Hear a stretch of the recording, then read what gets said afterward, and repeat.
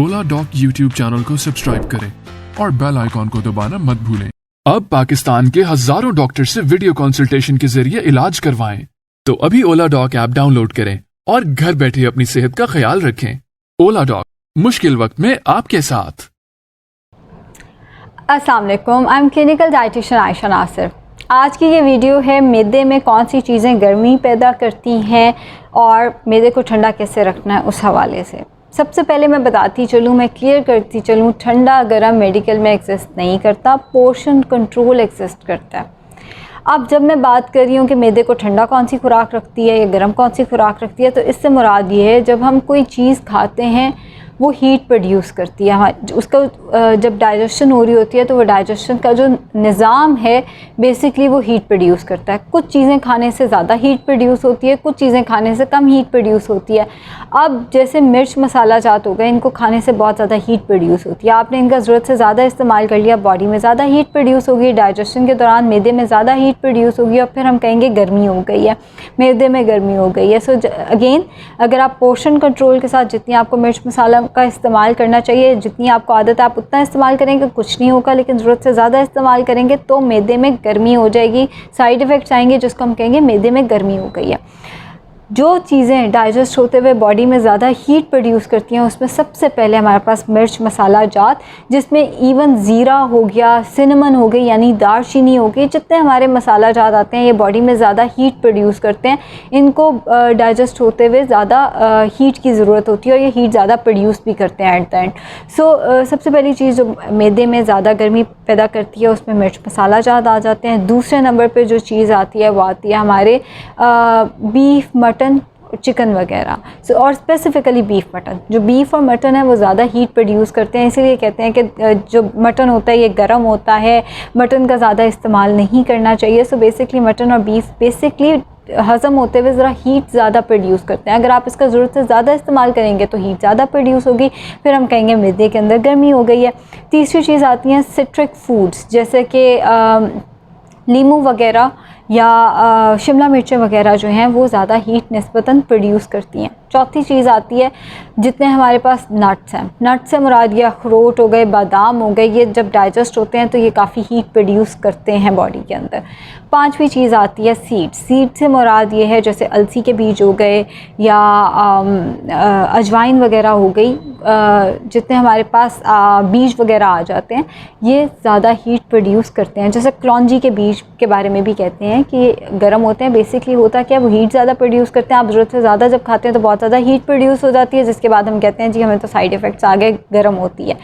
सो चीज़ें मैंने लिस्ट कर दी जो मैदे के अंदर ज़्यादा गर्मी प्रोड्यूस करती हैं, यानी कि ज़्यादा हीट रिलीज़ करती हैं डाइजेस्ट होते हुए। अब इसका इलाज क्या है? कहीं पे भी कोई चीज़ जल रही हो, हम उसके ऊपर पानी फेंकें तो वो ठीक हो जाता है। सबसे पहली चीज़ आती है पानी। पानी कूल डाउन करता है। हमें गुस्सा भी आया हो तो सुन्नत है कि पानी का इस्तेमाल करना चाहिए। हदीस में ये आया है कि पानी का इस्तेमाल करें, पानी गुस्से को ठंडा करता है। सो कहीं पे भी अगर हीट प्रोड्यूस होती है तो पानी पहली चीज़ आती है हमारे दिमाग के अंदर। सो पानी का इस्तेमाल ज़्यादा से ज़्यादा करना है स्टोमक को ठंडा करने के लिए, कूल डाउन करने के लिए। पहली चीज़ आएगी 8 से 12 ग्लास पानी का इस्तेमाल करना चाहिए। दूसरी चीज़ आती है अगर आप पानी का इस्तेमाल नहीं कर सकते तो वाटर रिच डाइट का इस्तेमाल कर लें, water rich fruits and vegetables का इस्तेमाल कर लें। पानी अगर आप पी नहीं सकते तो पानी आप खा लें, यानी कि जैसे अभी तरबूज़ का सीज़न आया हुआ था, तरबूज़ बहुत अच्छा है, हर वो चीज़ जिसके अंदर पानी का कंटेंट ज़्यादा है। टमाटर हो गए, खीरे हो गए, खीरे हमारे पास पूरा साल अवेलेबल होते हैं। सो खीरे हो गए, मेलन हो गया यानी खरबूजा वगैरह हो गए, हर वो फ्रूट जिसके अंदर पानी का कॉन्टेंट अच्छा है, हर वो सब्ज़ी जिसके अंदर पानी का कॉन्टेंट अच्छा है, आप उसका इस्तेमाल कर सकते हैं। फिर आता है हमारे पास वाटर रिच डाइट, यानी कि दूध दही वगैरह। दूध दही के अंदर भी तो पानी का कंटेंट अच्छा है, दूध तो सारा का सारा बेसिकली लिक्विड ही है, दही है तो उसके अंदर भी वाटर कंटेंट अच्छा है। सो दूध दही का आप इस्तेमाल कर सकते हैं, ये भी मैदे के अंदर ठंड लेकर आते हैं, मैदे को कूल डाउन करते हैं। इसके अलावा अगर हम देखें तो लस्सी जो है वो बहुत फ़ायदेमंद साबित होती है। लस्सी के बारे में हम सब जानते भी हैं, लस्सी ठंडा। आम के ऊपर से हम क्यों लस्सी पीते हैं? आम बेसिकली ज़रा ज़्यादा हीट प्रोड्यूस करते हैं, उसके ऊपर से हम लस्सी पी लेते हैं ताकि वो थोड़ा सा उसको बैलेंस किया जा सके। सो अगेन, आम अगर आप ज़रूरत से ज़्यादा खाएँगे तो हीट ज़्यादा प्रोड्यूस होगी, बट ये है कि लस्सी का इस्तेमाल जो है वो स्टमक को कूल डाउन करने के लिए फ़ायदेमंद साबित होता है। सत्तू जो है वो काफ़ी कहते हैं सत्तू जो है वो स्टमक को कूल डाउन करने के लिए काफ़ी ज़्यादा फ़ायदेमंद साबित होता है और मौसम भी आया हुआ है सत्तू का, तो सत्तू का इस्तेमाल भी किया जा सकता है। कोकोनट वाटर, नारियल का पानी, एक तो ये कि वो है पानी, मैंने पहले बताया कि जो पानी है वो वैसे ही हमें कूल डाउन करता है, ऊपर से उसके अंदर मिनरल्स और वाइटामिन्स बहुत ज़्यादा हैं। मिनरल्स और वाइटामिन्स वैसे ही ज़ाहिर है हमारे लिए फ़ायदेमंद भी होते हैं, स्टमक के लिए भी फ़ायदेमंद होते हैं, हमारे ओवरऑल मूड को भी एलिवेट करते हैं। तो जो कोकोनट वाटर है वो बहुत फ़ायदेमंद है स्टमक को कूल डाउन करने के लिए।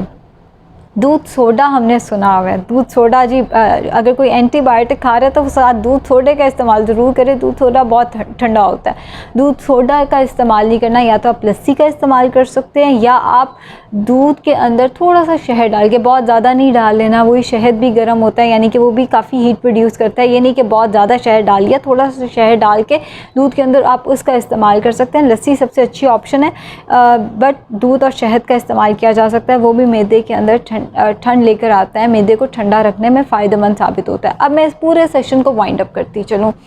मैदे में गर्मी से मुराद ये है कि जब हम फूड खाते हैं उसके नतीजे में जो फूड डाइजेस्ट होते हुए हीट रिलीज़ करती है, कुछ चीज़ें ज़्यादा हीट रिलीज़ करती हैं, कुछ कम करती हैं। जो चीज़ें ज़्यादा गर्मी पैदा करती हैं उनमें हमारे पास स्पाइसेस वगैरह आ जाती हैं, बीफ मटन वगैरह आ जाता है, बीज और नट्स वगैरह जो हैं आ जाते हैं।